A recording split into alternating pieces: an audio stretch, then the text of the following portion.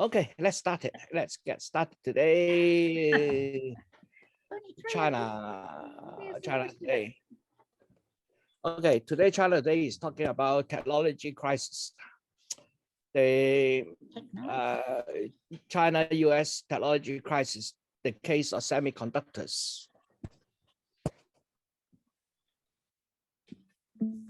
Almost everything we use depends on silicon semiconductors called chips. From your iPhones, your fridge, your air filter. The most advanced supercomputers, the most basic toaster ovens. What's turning on your indicators, what's turning on your radio in your car, that's a chip.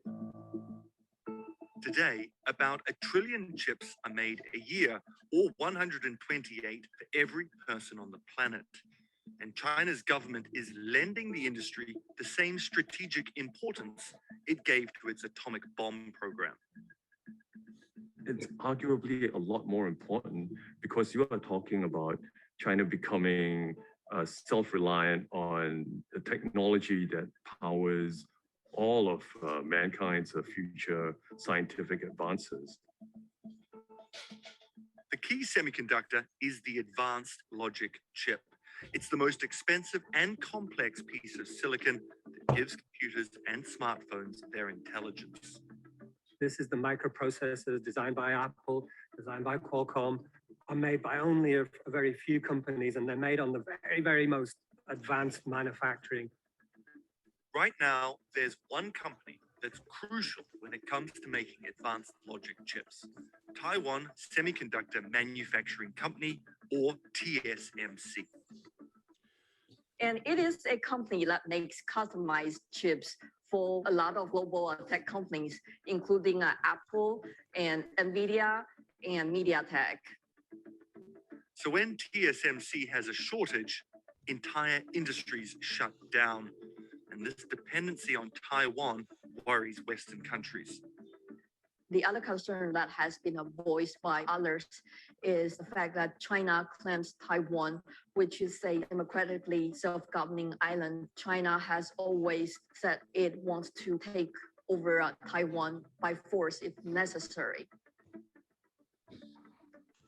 But China's also worried since they too rely on Taiwan, which has strong ties to the US for their chip imports.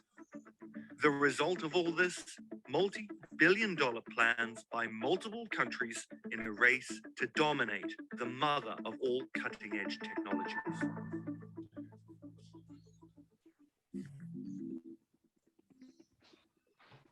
The transistors which give chips their functionality are small, very small. The way to measure size in the chip industry is in nanometers. These are billionths of a meter. The current state of the art is 5 nanometers. They are smaller than a virus. Very soon, we're going to get to the point where these layers of materials that we use to build up a transistor on a chip are going to be an atom thick. Once we get to that point, we can't make them any smaller. The smaller transistors are, the more you can fit into a chip, which in turn will offer more computing power. But making these chips has gotten so incredibly complicated and expensive that it's difficult to keep up. That's why the number of manufacturers at the industry's cutting edge has fallen from over 25 in 2000 to just 3. There are fewer and fewer companies actually producing leading edge silicon for a very simple reason. You need $15–20 billion to build just one semiconductor factory, and that factory is obsolete within 5 years.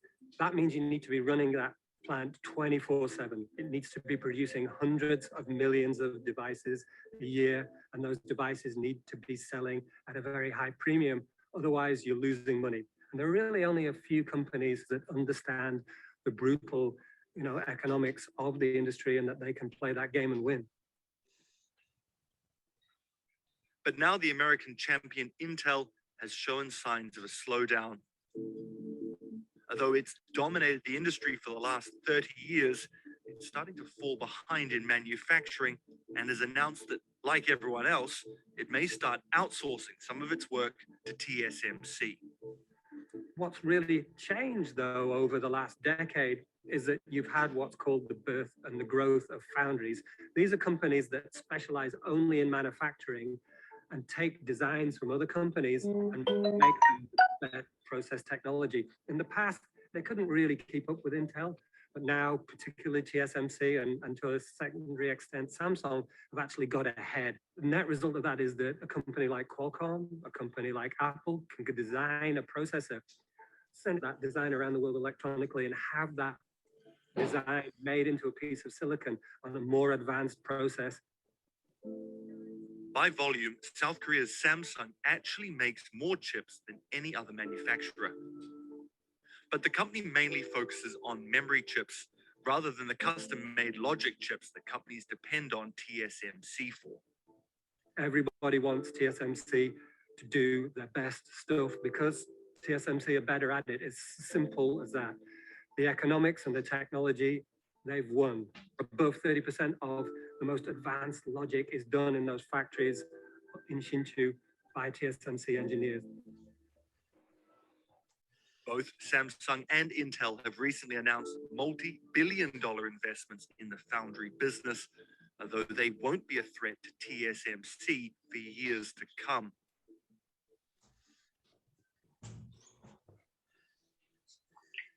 But whether it's South Korea, the United States, or Taiwan, China's relationship with all three is less than ideal. Not to mention, a lot of the equipment and software provided to TSMC and Samsung to manufacture chips is made by US companies. There are only a select few companies that can make these machines that scrape off these fine patterns with ultra UV lasers. You know, this is science fiction level technology.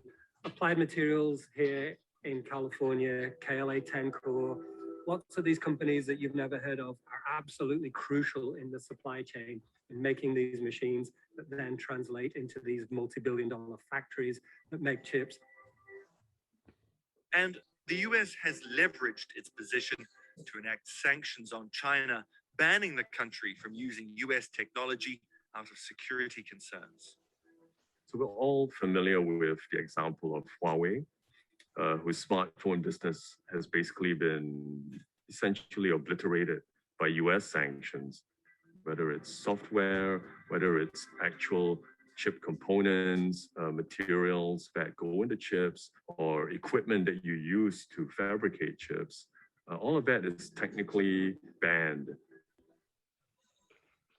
The American tech embargo began as an effort against Huawei over national security, but bans and restrictions now affect at least 60 firms. These include SMIC, China's chip champion, which has been put on a blacklist. At the end of 2020, TSMC's sales to Chinese clients dropped by roughly 70%. And for the first time ever, Huawei reported a drop in revenue. I think China's rise as a superpower in technology is regarded as a threat to very fundamental American interests. They are military foes, and the last thing Washington wants is also to see a technological foe with the wherewithal or the capabilities to wage technological warfare on the United States.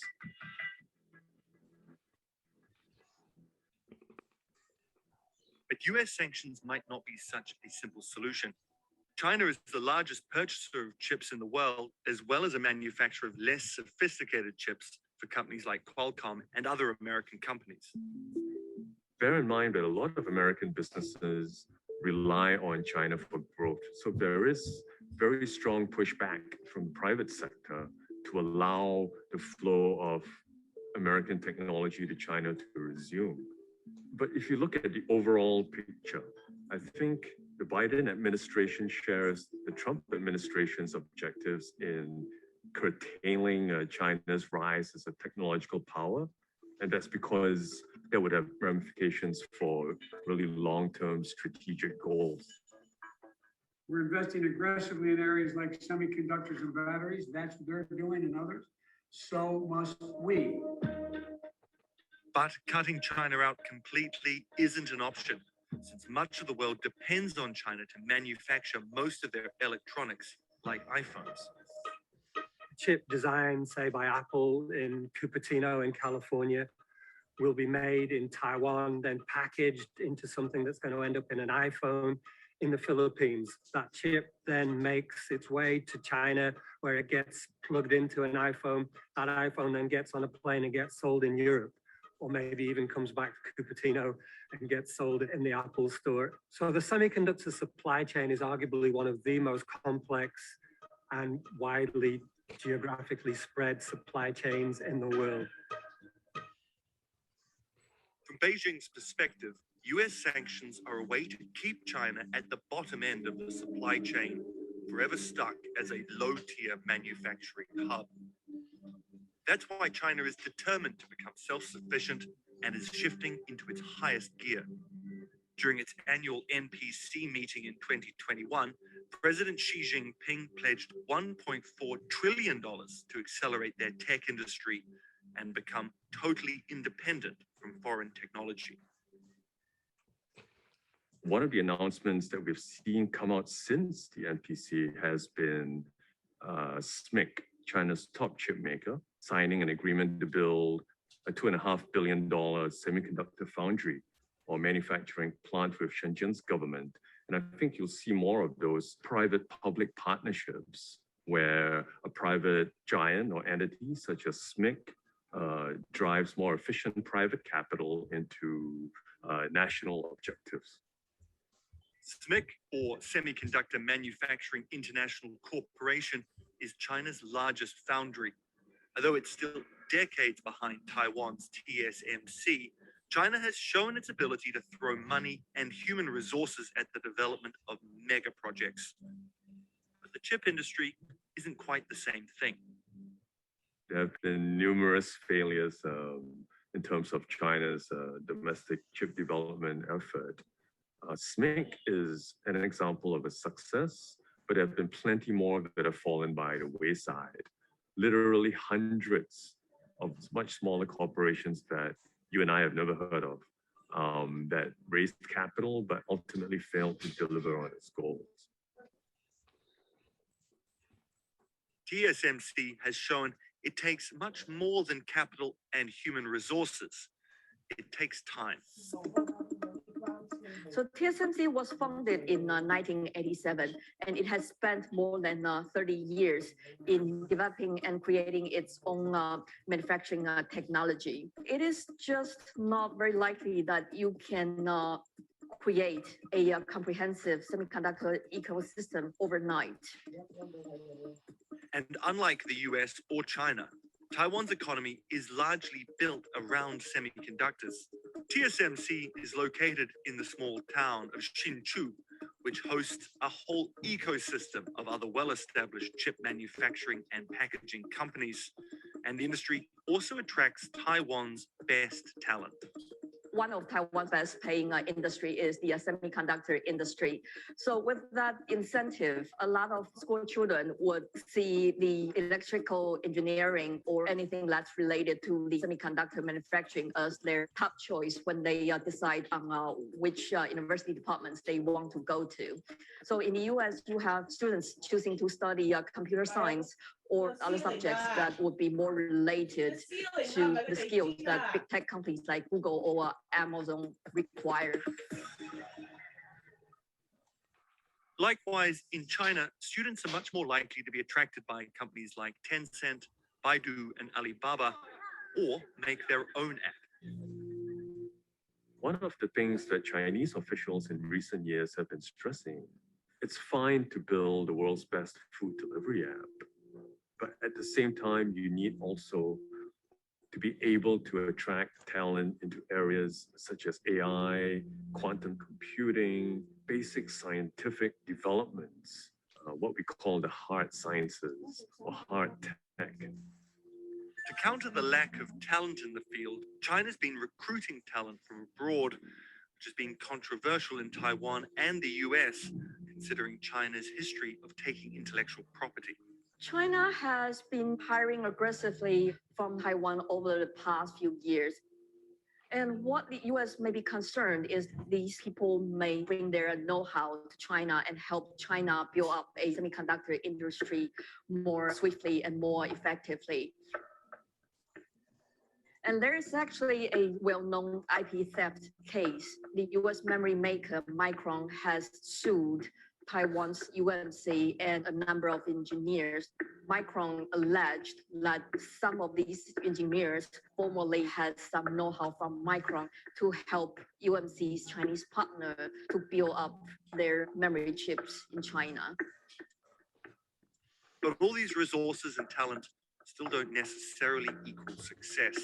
To make a profit, companies like TSMC have a huge amount of orders from a diverse number of clients, and that also takes years to build up. So if Taiwan was suddenly cut off by a China invasion, for example, there is no TSMC replacement. Let's say if Apple decides to find another partner, it will take years for them to get this other chip maker to be ready, if at all. So without TSMC, you will not be able to have chips in your iPhones, and you will not have chips for your F-35 fighter jets that the US flies. So it will be a very different world we are talking about without TSMC in it. This choke point came to light during the pandemic when a chip shortage cost the auto industry billions of dollars. Now, the pandemic has been a fascinating story and arguably a turning point moment for the semiconductor industry. Dial the clock back a year ago to early 2020, and the forecasts were dire. Economic activity around the world in the pandemic was going to come crashing down, and that was going to kill demand for semiconductors.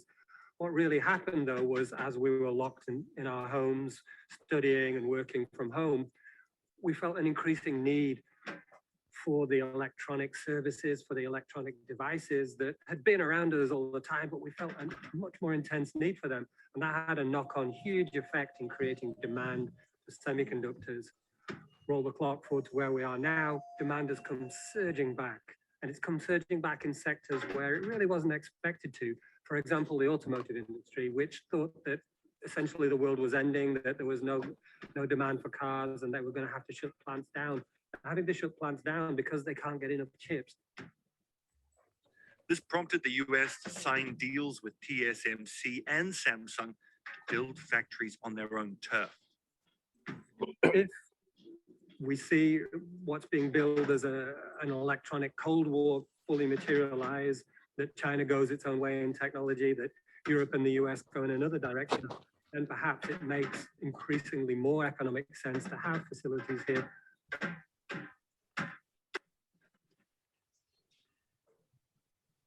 The biggest economic choke point of the 20th century may have been oil passing through the Strait of Hormuz, but now it's microscopic silicon transistors manufactured in Taiwan. But while the US and China are fighting for control of the technology, they still depend on each other for the most part. The trade war really is a case of be careful what you wish for. The chip industry brought attention to itself and lobbied for action against China for years on IP protection.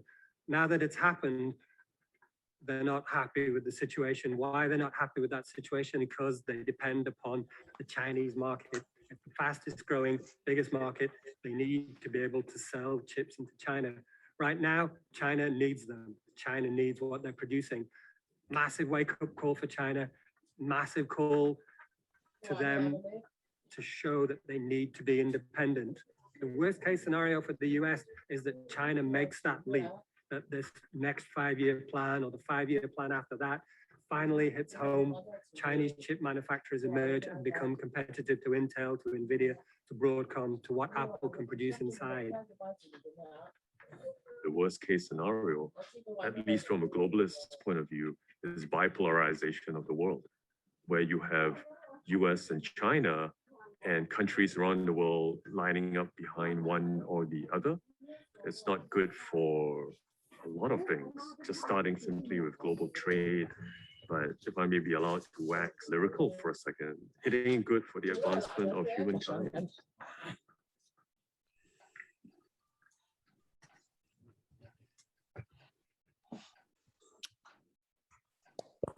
Okay, so we see that this is the background information about the current crisis with electronics, the microchip. There are, to my view, there are actually several different markets for these chips.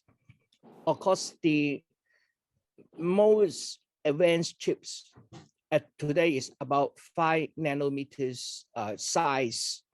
That is about 2 to 3 atoms wide. So the technology to do that is extremely difficult to attain. The only company which has achieved that is the Taiwanese government company TSMC. On the other hand, a easier manufacturing chips is at 28 nanometers. Now, what we are seeing today in terms of the so-called shortages of chips is a whole-scale shortage. I think that is because of the shutdown in the 2020 due to the coronavirus. That shutdown means a lot of manufacturing has stopped. And then when the economy started to get up again, chips do not get produced overnight. They are produced through a very long engineering process, usually up to 6 months. So when you have the TSMC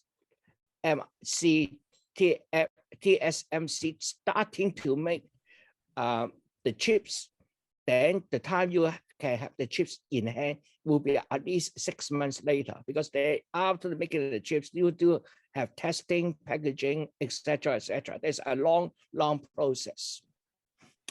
So yes, the 5 nanometers, there's only one company producing it, and it has been non-stop. So the problem for the 5 nanometers is not worldwide, it's only China, because US blocked some of the Chinese companies to obtain 5 nanometer chips from the Taiwanese government, the Taiwanese manufacturer.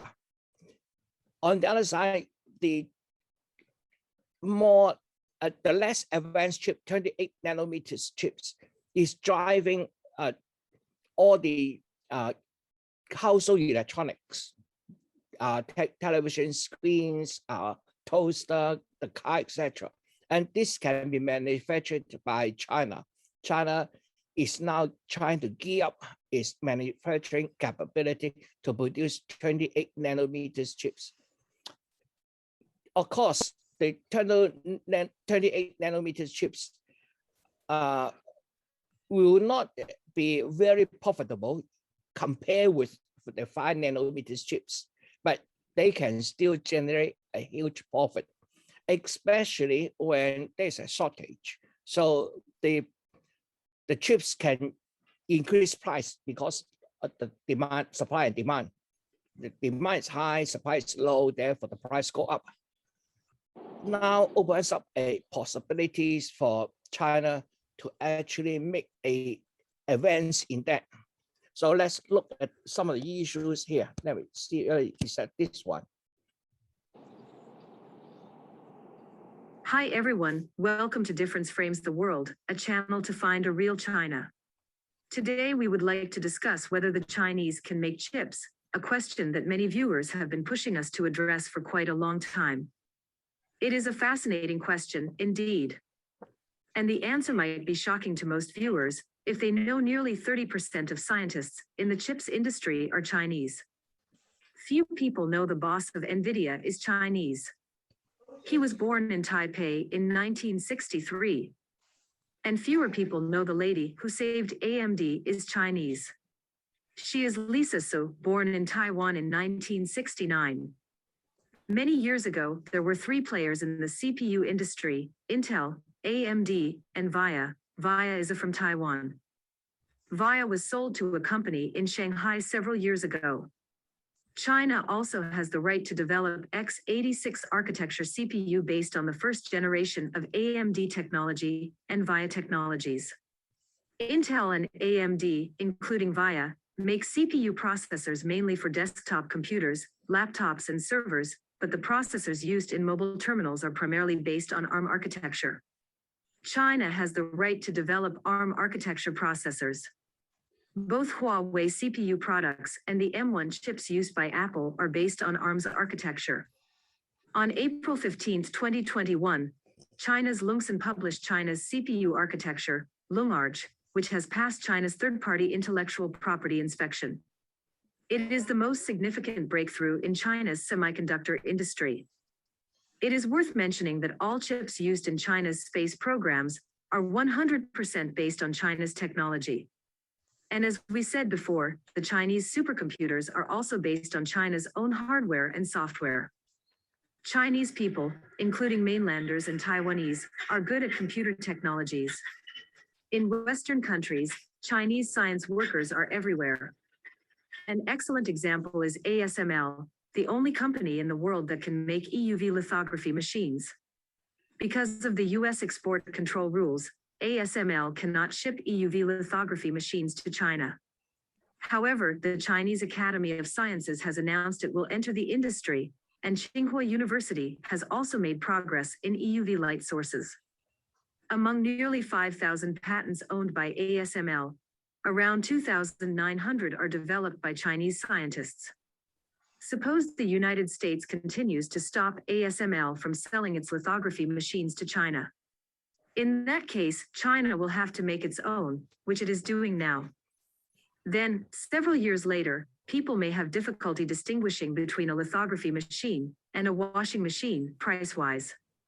China not only has the most prominent talent pool in the world, as we said many times in previous videos, it has also consigned tons of scientists in Western countries, and most of them could go back to their motherland if needed. After China opened its door to the West, hundreds of thousands of high school students from China arrive in the United States every year.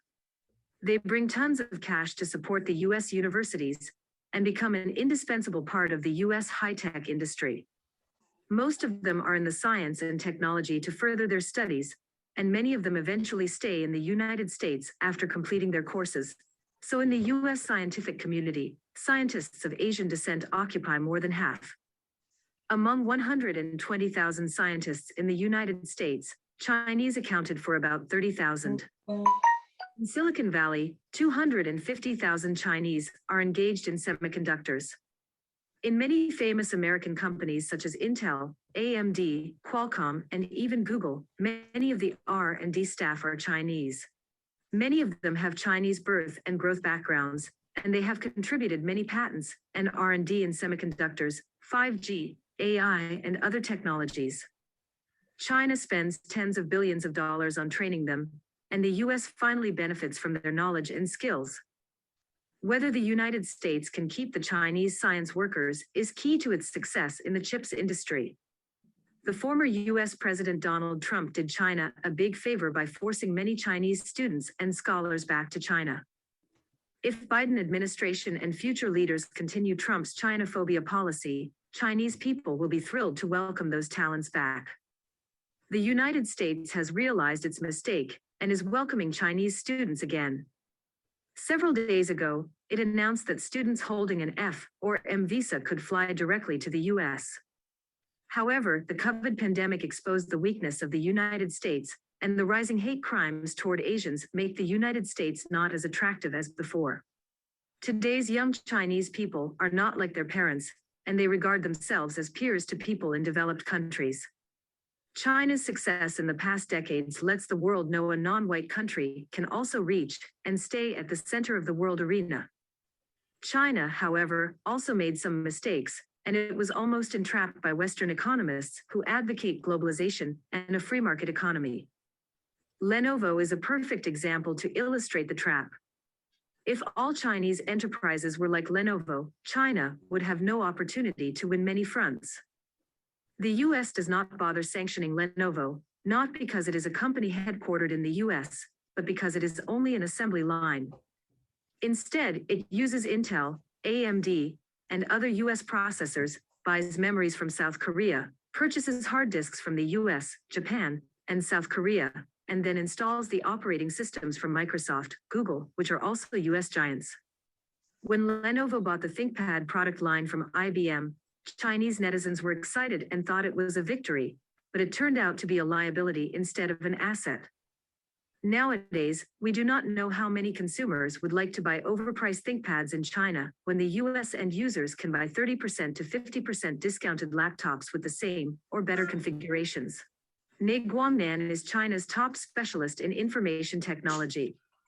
He wanted to develop China's own operating systems and hardware, like China's Don Quixote. Many Chinese entrepreneurs and economists thought China should actively participate in and make use of globalization. So instead of making China's systems, processors, memory, hard disks, and other critical components, they bought and are still buying those parts from Microsoft, Intel, AMD, Samsung, Hitachi, Panasonic, Qualcomm, and TI, to name a few only. Several days ago, we uploaded a video talking about the Harmony OS released by Huawei. Many viewers are glad to know China finally had its operating system, which manufacturers can use on almost everything. If Chinese scientists listened to Ne Guangnan 30 years ago and began to develop China's systems, processors, all kinds of chips, today's China might be different. Several months ago, China Customs revealed that China imported 543.5 billion chips in 2020, a 22% increase over 2019. The total value was $350 billion US. Behind the enormous imports are hundreds of thousands of overseas Chinese scientists, researchers, and workers. If Donald Trump stayed in the White House and continued his anti-China move, more and more Chinese talents would leave the US for development opportunities in China. China's semiconductor industry ramped up 10 years ago. But unfortunately, it was very backward before 2010, so most Chinese visiting scholars, international students, overseas Chinese scientists chose to work in the United States. On the one hand, the scientific research atmosphere in the United States was more relaxed, and on the other hand, the salary in the United States was higher. As a result, many students who graduated from Tsinghua University and Peking University in Science and Technology went to the United States to study and stayed in the US. The US semiconductor industry has shown rapid development in the past 25 years. From 1997 to 2020, the sales amount almost tripled from 70 billion to 208 billion, nearly 50% of the world's total sales value. Scientists of Chinese origin contributed a lot to the success of the US semiconductor industry. In April 2021, Tsinghua University set up the Institute of Integrated Circuit, trying to train more domestic chip talents. This move has caused hot debates among netizens, most of whom said that the hundreds of thousands of students working in Silicon Valley were from Tsinghua and Peking University. Therefore, if they chose to return to China, there would not be a shortage of talent problem. Unfortunately, Trump left the White House, and he could not help China drive those students back to China anymore. China needs to provide the same or even better platforms for scientists to do fundamental studies. For many decades, China has been focusing on application technology to boost its economy. Now it is time to develop the underlying subjects in mathematics, physics, medical, and biology. 7 Chinese universities, including Tsinghua University, Peking University, Fudan University, and Nanjing University, have set up relevant industry integration innovation platforms. Jiangsu province has even built a new Nanjing Integrated Circuit University to train professionals for semiconductor companies specifically. Some institutions of higher learning in Zhejiang, Jiangsu, and Guangdong provinces are also planning to include more relevant disciplines to train more workforce for China's chip industry. According to incomplete statistics, the current shortage of talents in the semiconductor industry in China has been as high as more than 300,000. The country has noticed the gap. The integrated circuit will be upgraded to the first level of discipline, and major universities are also actively launching related programs. However, China needs to change its mindset and tolerate or even encourage failures. It should respect and cherish those scientists who fail many times, as the success rate of scientific study is not high. It should glorify scientists instead of those sissies on screen. The good thing is that China is catching up very rapidly. The first 5 months of 2021 saw a delivery of 140 billion chips in China's mainland, a 48.3% increase compared with 2020. For China, it still has a long way to go, but it will succeed at last.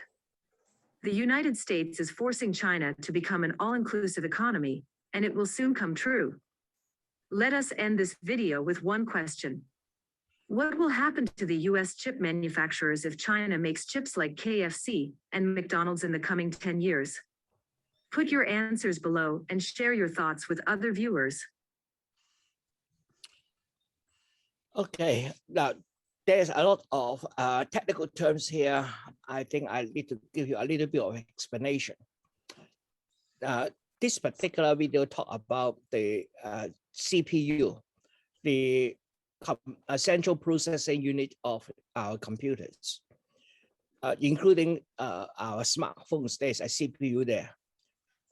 In terms of CPU, the hardware itself, we have two architecture, two different methods of making the CPUs. One is represented by the so-called x86, which is the PC that we have been using. The Intel chip is x86. The other one is ARM technology, ARM. ARM technology is a reduced instruction sets method. So there are two different methods of making CPUs. Both China have both the legal right to develop CPUs based on either of this technology. Of course, it doesn't mean every Chinese company has the right to use both architecture, but different companies have bought the architectures so they can design their chips around either of these. Huawei used ARM technology, and the ARM technology at the moment has been evolved to about 5 nanometers. So Huawei is not able to get the Taiwan foundry to produce the CPU they design, and there's at the moment the problem with Huawei because their design cannot be made because they do the design, but they didn't manufacture the chips. The manufacturing depends on a other company in Taiwan. When there is no problem with these globalizations, everybody can make anything for anybody else as long as they sign a commercial agreement. The world move on smoothly. But when Donald Trump started this trade war, he unilaterally on one side make sure that some companies in China cannot access some technology unique, which they need specifically for their own products, and that becomes a problem. So previously, why China didn't develop all this technology? Because globalization is working fine. Every one of these technologies involve very high specializations. So it doesn't make sense if somebody is doing much better than you, then you can, if you can buy it from them, why not cooperate? That was the mindset. But Donald Trump had just illustrated to China that this mindset doesn't work because of political interference. So what happened? Well, the only choice China have is to, you don't allow me to do it, I do it myself. I have to develop this technology myself. Now, in order to develop a technology, there are several key components. One of them is, of course, money, the resource. The second component is human resource. How can you get the talent, the people necessary to develop the technology? Well, the first one, money. Obviously, it doesn't matter. The Chinese government can print as much money as they want to support the development of this area. So the crucial question is talent. How can we get people to work for developing an alternate technology to work around the patents controlled by the United States? That is a difficult task. A patent usually takes a very effective path. And then once there's a patent, then you block everybody else to taking your path, and unless you pay them. But when they withhold the use of patents so that you can't use that method to do something, even you pay the money, they don't allow you to do it. Then what you can do, you either steal the IP, that means you still use the same method, you don't, and save the patent fee, or you develop an alternate way to do the same thing. That the alternate way to do the same is obviously much more difficult than the most effective way, locked down by the patent. And I think that is the current problem with China. A lot of these patents, although developed by Chinese scientists, belongs to companies which is not in China. And the Chinese now need to develop an alternate way to do the same thing, or do the same thing better, or at least do the same thing almost as good, in order to bypass the patents locking. And that is the current problem that China has to solve. But once China solves that problem, we will see a tremendous change of the global financial environment. When China solves that problem, then China can do two things. One, use the technology China developed to continue manufacturing the products the Chinese need in order to promote its standing at the same price as the current competitors. That's fine. Then we have a dual poly, a dual monopoly, a two company competing. So the price to consumers will remain almost the same, but obviously the original monopoly will lose a certain market size. When you lose a market size, that means you have less profit. When you have less profit, that means the amount of money you can spend on innovation will have to be cut down, because your incoming stream cut down, and that means the innovation speed will slow down. So it now go back to who has more money. When you come to the who has more money, then the Chinese government can continue to print money.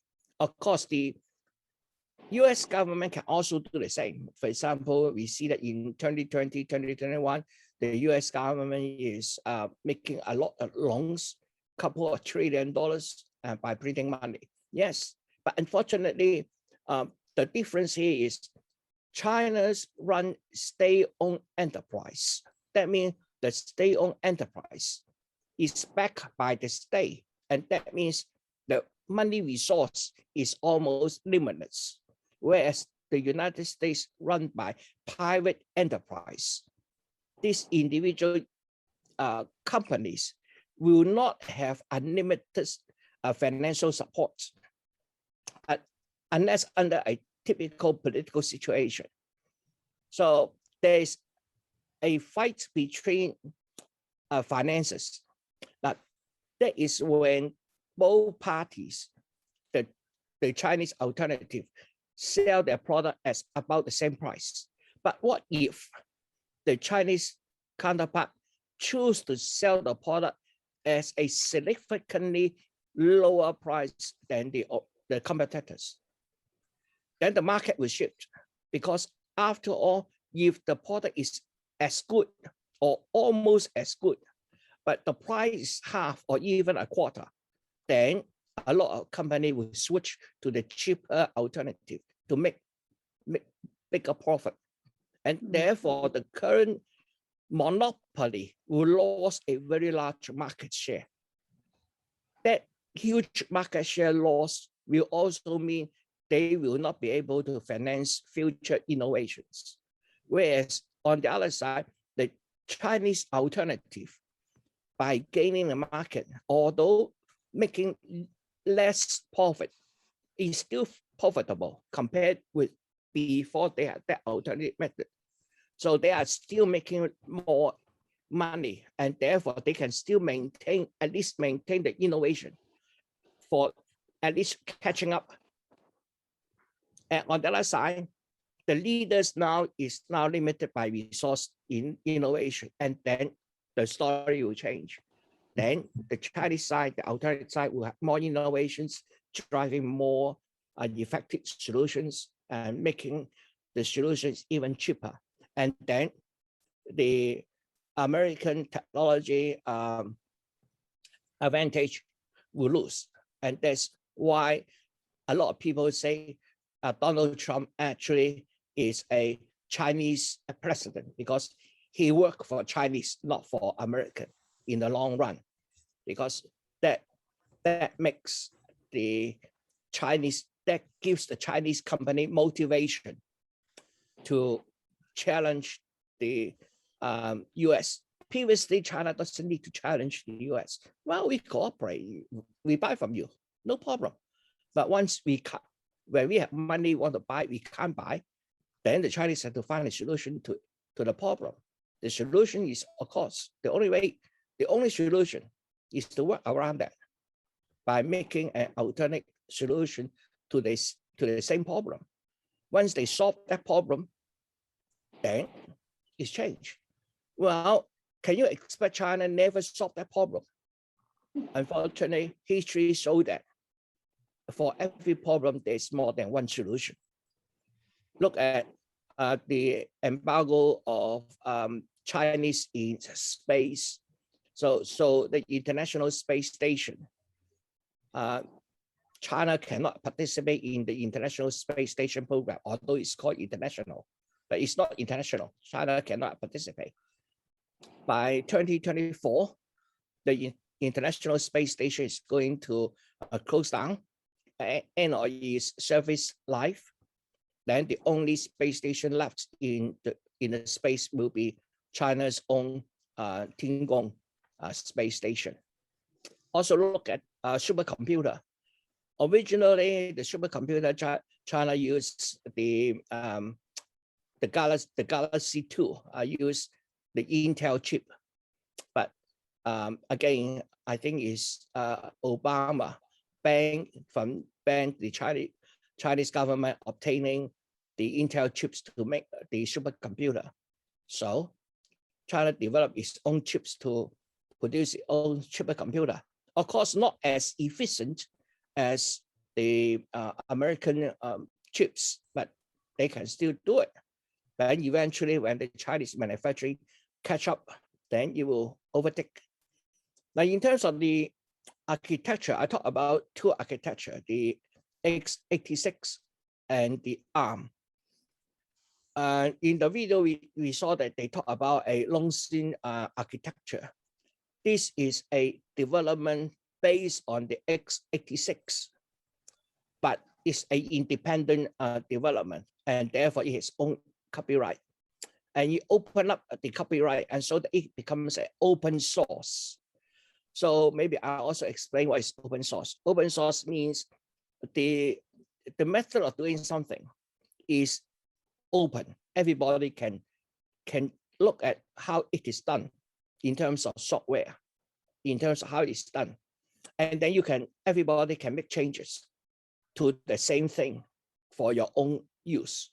So by making it open source, that means it will be able to attract a lot of developers to develop based on the same thing. And that's why the Android phone overtakes Microsoft's version of its phone software.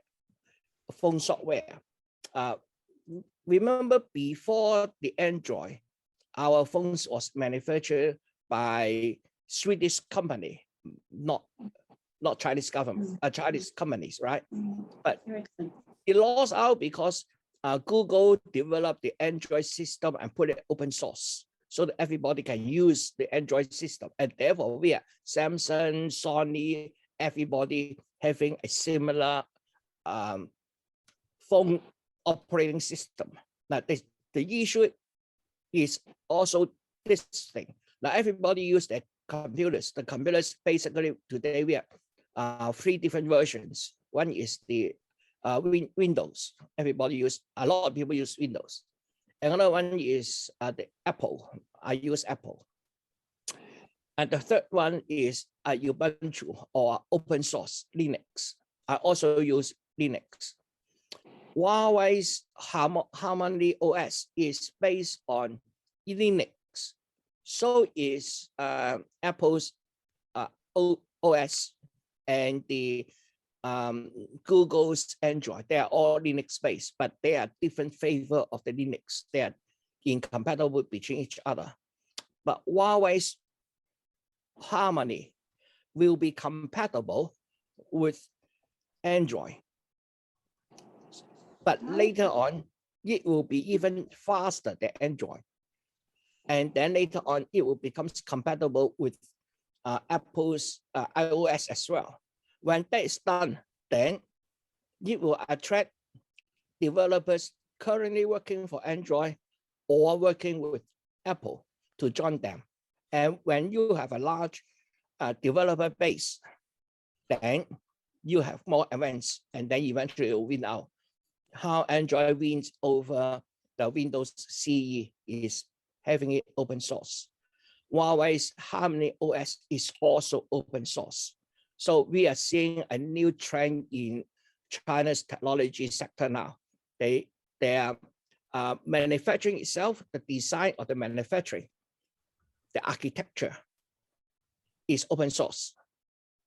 The level up of that is the operating system. The operating system is also open source, while Huawei's Harmony OS. And then obviously there are several levels up. For example, we are using word processor, spreadsheet, PowerPoint, etc. And eventually there will be open source alternative to that. And eventually that will become almost free to use. Then the whole market will change. What we are seeing is China want to play the original rule from established by United States, globalization, depending on each other. But Donald Trump changed the rule so that China had to work around the current system. But once China find a way to work around, I think the old rule will not exist anymore. Okay, so that's for today.